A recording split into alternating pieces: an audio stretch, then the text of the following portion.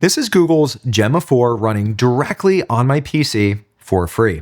In this video, I'll show you exactly how to set it up step by step. Here's what it looks like. I'll paste in some meeting notes and ask it to pull out the action items. And there they are, fast and clean. Gemma 4 is Google's open AI model, meaning that there are no subscriptions, your data stays on your machine, and it even works offline. I'm Kevin, and let's set it up. To get started, download and install LM Studio. You'll find a link right here at the bottom of the screen.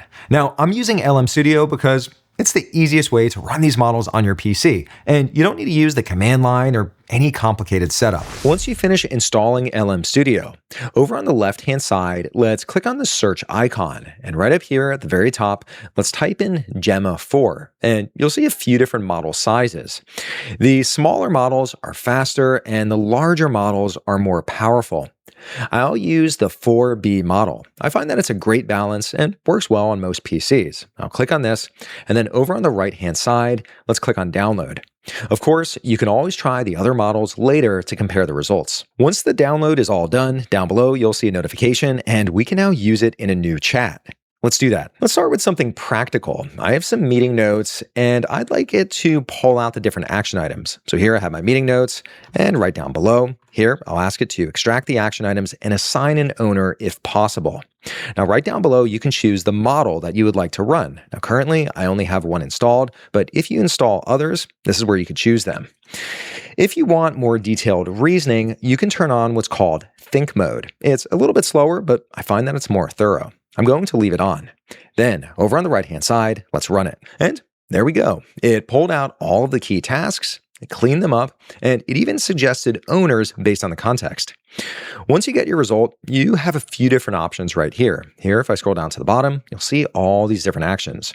You can regenerate to get a different answer. Over here, you can branch to explore a new direction without losing any of this content that you see. You could also copy the output and use it somewhere else. Right over here, you can edit the result directly on the screen, or if you just want to start over, you can also just delete the message. So far, we've just been looking at how this works with text, but you can also use it to understand images. Right over here, I have a photo of a whiteboard after a meeting, and I'd like to understand this better. So down below, I could click on this plus icon and I could attach a file or attach an image, but my preferred approach is simply to drag and drop the image into the chat field.